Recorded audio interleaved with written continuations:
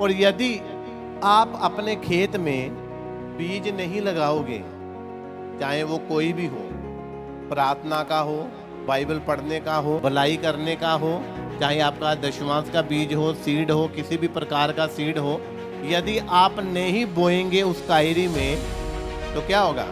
घास फूस उग जाएगी। मिट्टी को क्या चाहिए? बीज चाहिए। कैरी को क्या चाहिए? बीज नहीं लगेगा तो वहां पे कांटे उग जाएंगे जो आपके बेमतलब है, फिर आप जाने का दिल नहीं करता। इसलिए कहा है कि स्वर्ग का राज्य उस व्यक्ति के समान है जिसने अपने खेत में बीज को लगाया और लिखा पौधे लगा गया। कब? जब वो सो रहा था। अब क्या? अब प्रार्थना करने का दिल भी करता है, अब नहीं भी करता। अब चर्च जाने का दिल भी करता है, अब नहीं भी गए हैं। अब बोने का दिल भी करता है, नहीं बोने का दिल भी करता है। अब क्या है? लिखा जब सोया था व्यक्ति तो उसके खेत में कहता शैतान ने जंगली बीज लगा दिए।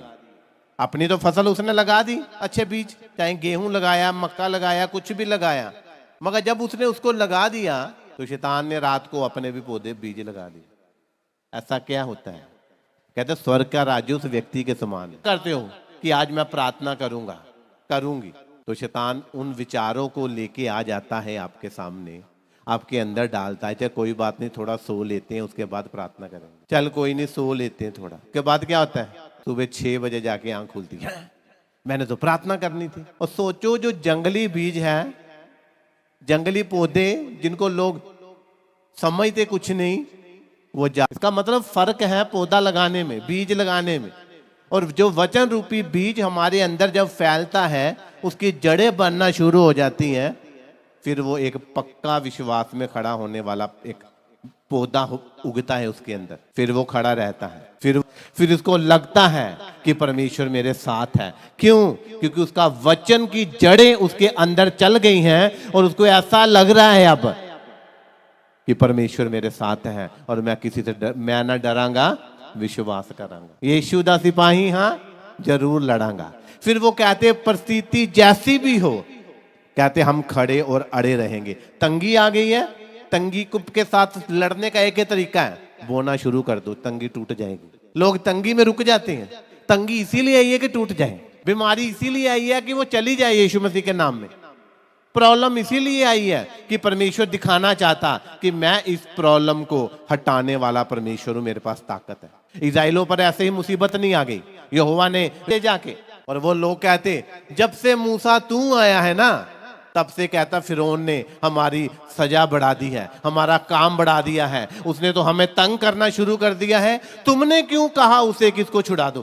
तुमको नहीं आना चाहिए था। तो परमेश्वर की योजना थी कि उन इस्राएलियों को वहां पे छुड़ाने की। और जब भी आपकी लाइफ में एक सही मैन ऑफ गॉड आता है तो आपकी लाइफ में प्रॉब्लम आना शुरू हो जाती है। नहीं, यहाँ पे वो बोलते हैं, वो बोलते हैं। मैंने कहा जब आप आत्मा से भरकर परमेश्वर के वचन को वहां पे बोलते हो तो कितने सालों की दुष्ट आत्माएं वहां से कांपती हैं, हिलती हैं, और उन्हीं लोगों में से अंदर घुसकर आपको तंग करती हैं। तो जरूर उठे करनी प्रार्थना। आपको नहीं पता कि आप उनको हिला रहे हो, वो दुष्ट आत्माएं तंग कर रही होती हैं। इसीलिए जीसस ने कहा जब तुम्हें एक नगर से कोई निकाले तो कहते दूसरे में चले जाना, क्योंकि वो थोड़ा जरा मधुमक्खियों का छत्ता आपने छेड़ दी है। तो आप जब प्रार्थना करते हो तो प्रॉब्लम उसी को होगी जो प्रभु में नहीं है, जो परमेश्वर का नहीं है। तो आपको लगता है कि शायद प्रॉब्लम आ गई। इस्राएलियों ने भी यही सोचा। मूसा जब से आया तो कहता हमारा तो उन्होंने काम बढ़ा दिया, मगर परमेश्वर उनसे ज्यादा पावरफुल, वो बार बार मूसा को भेज रहा था जा। इसका मतलब है जब कोई तंगी आए तो इसका मतलब क्या है? वो तंगी टूटने वाली है। जब कोई प्रॉब्लम आए, वो इसीलिए तो पहले क्यों नहीं आई? क्योंकि जब आप एक रास्ते में चल रहे हो, एक लाइफ में चल रहे हो, तो रास्ते में कई पुल आएंगे, कई दुकानें आएंगी, कई मार्केट आ गई। अब वो प्रॉब्लम वाली प्लेस आ गया है जीसस वाले रास्ते में कि जिस मार्ग से तुम चल रहे हो। कहते तंगी और मुसीबतें तो वहां पे आएंगी। तो अब फिर क्या हो गया कि ये प्रॉब्लम आ गई है, क्योंकि आप मसीह आगे का मार्ग ले चल, सीधे निकल जाओ, वो वहीं पे पड़ा रहेगा। कुछ लोग उठाने की कोशिश करते हैं। अच्छा, आप जानबूझकर अड़ गए हो उसके साथ, चाहे आप हो कि नहीं रुकते हो। जैसे धार को पार कर लिया वैसे दुनेरा को भी पार कर लो, कौन रोकेगा? आप पे डिपेंड करता है कि आप आगे लेट पहुंचे और अंधेरा हो गया। वैसे ही आपकी लाइफ में प्रॉब्लम्स आती हैं। आपको ही था, उसने कहा शायद मैं डूब गया, चलो मैं तैर।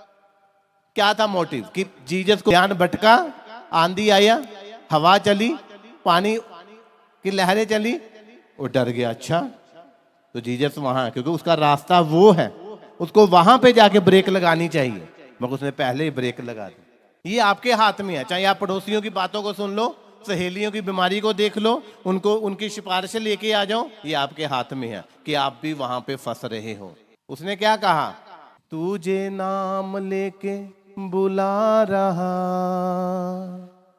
अपने लहू से धोने को। किसका नाम? और वो एक परिवार में सबका नाम पुकार पुकार कर जल्दी जल्दी बोल लेगा।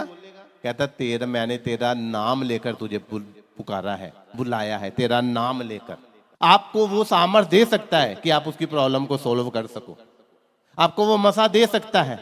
ये नहीं कि आप खुद उसके वो बन जाओ कि हाँ मैं जी तेरा तेनू छुपा देना। ये जीसस का काम है, ये परमेश्वर की अपनी मर्जी है।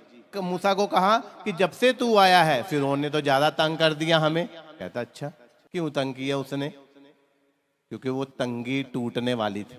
जीसस वहां से, परमेश्वर उनको वहां से निकाल के थे।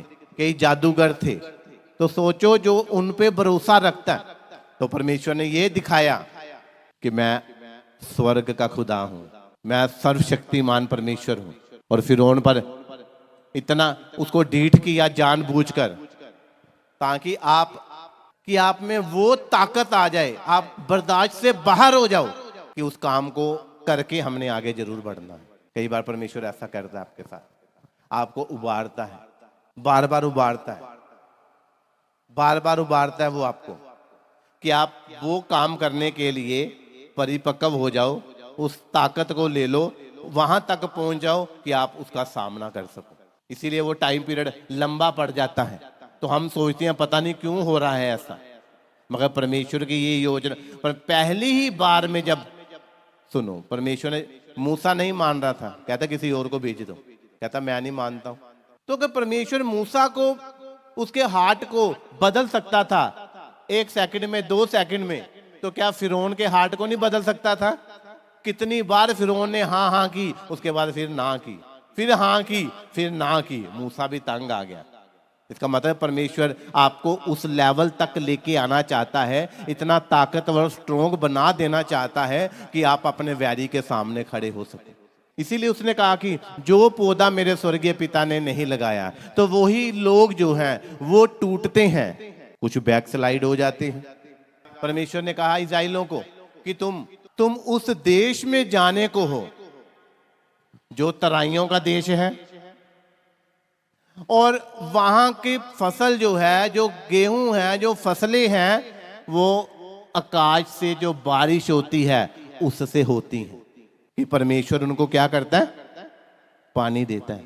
कहता तुम उस देश में जाने को हो, वहां पे अपनी मर्जी से नहीं, ये सब्जी लगा ली, वो लगा दी, पानी दिया, हो गई। कहता वो तराइयों का देश है, तो वहां पे जितनी फसल होती है, अनाज होता है, वो बारिश के पानी से ही होता है। मतलब कि आपको परमेश्वर पर निर्भर रहना पड़ेगा अगर कनान देश में जाना है तो, जिस देश में जा रहे हो तो।